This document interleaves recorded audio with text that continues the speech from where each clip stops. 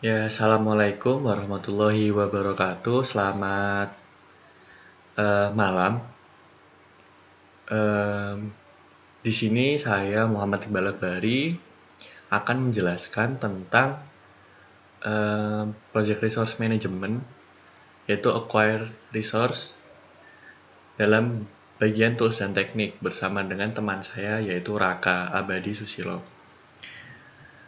Di sini saya akan menjelaskan tentang decision making yang digunakan, yaitu kami menggunakan multi kriteria decision making. Multi kriteria decision making sendiri salah satu metode yang membantu proses pengambilan keputusan yang memiliki banyak kriteria di dalamnya. Singkatnya terdapat 3 tahap untuk melaksanakan MCDM, yaitu menentukan kriteria dan alternatif yang relevan, lalu melampirkan ukuran numerik untuk kepentingan relatif dari kriteria, dan dampak terhadap alternatif dari kriteria tersebut. Yang ketiga, yaitu memproses nilai numerik untuk menentukan peringkat dari masing-masing alternatif. MCDM itu punya banyak metode-metode yang ada, tapi yang paling sering digunakan ada 2, yaitu adalah AHP atau Analytical Hierarchy Process dan ANP, Analytical Network Process. Pada project kali ini kami akan menggunakan Analytical Hierarchy Process. Nah, untuk Analytical Hierarchy Process sendiri, kenapa menggunakan AHP? Karena itu lebih dasar daripada ANP, dan dirasa perhitungan dan juga metode yang digunakan sudah cukup mengcover keseluruhan kebutuhan dari project. Selain itu, saya akan menjelaskan AHP secara keseluruhan. AHP digunakan untuk memperoleh prioritas berdasarkan penilaian preferensi dari pembuat dengan teknik perbandingan berpasangan atau pairwise comparison yang memiliki kemampuan hakiki manusia untuk menyusun persepsinya secara bertingkat, membandingkan sepasang solusi setara terhadap kriteria yang diberikan. Struktur permasalahan AHP sendiri ditujukan dalam bentuk tingkatan. Dari atas ke bawah saya sebutkan. Yang pertama adalah menentukan tujuan, lalu menyusun kriteria, subkriteria, dan alternatif, lalu ada menyusun hierarki, lalu sampai ke bawah nanti akan ada perhitungan dan pembobotan, dan yang terakhir adalah ranking prioritas.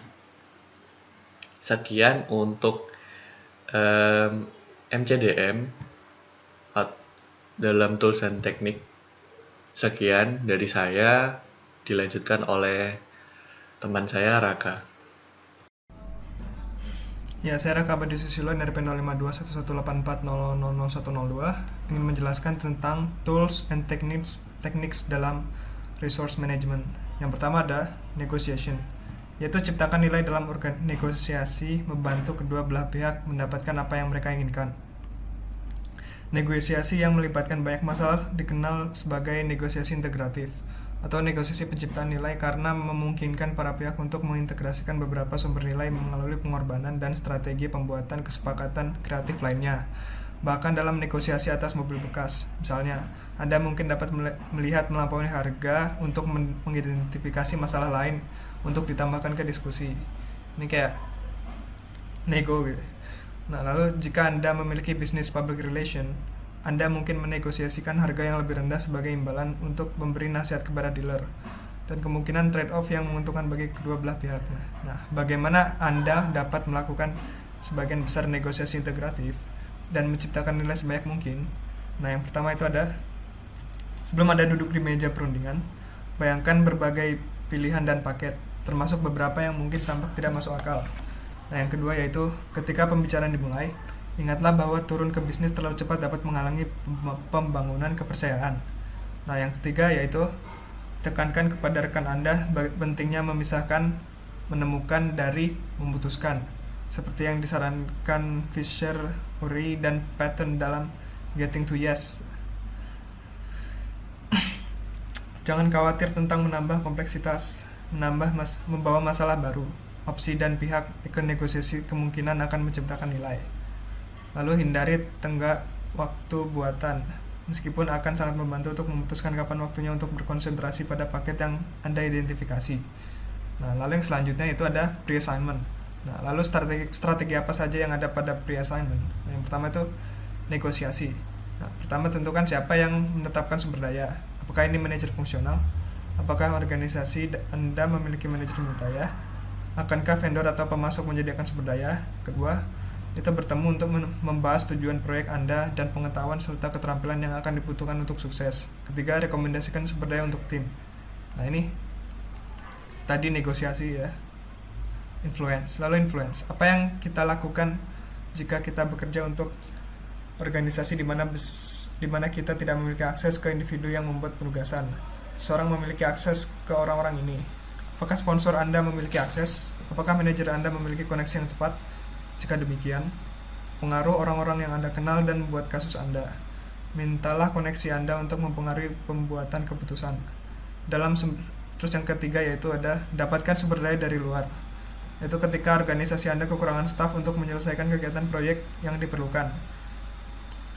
Lihat apakah Anda dapat memperoleh sumber daya dari luar.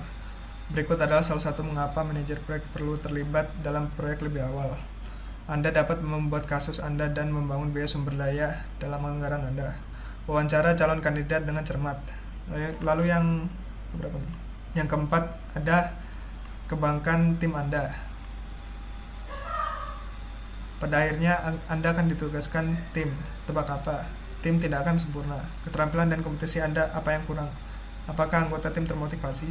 Apa yang perlu Anda lakukan untuk meningkatkan kinerja proyek secara keseluruhan? Mencari cara untuk meningkatkan pengetahuan dan keterampilan, menciptakan peluang membangun tim, membangun kepercayaan dan mendorong kolaborasi. Influence apa?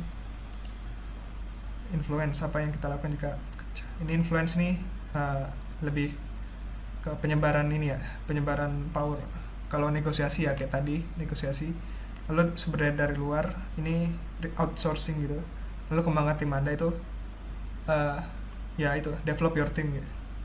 Jadi bikin ya lebih baik kinerja timnya, mungkin dengan motivasi atau apa. Oke.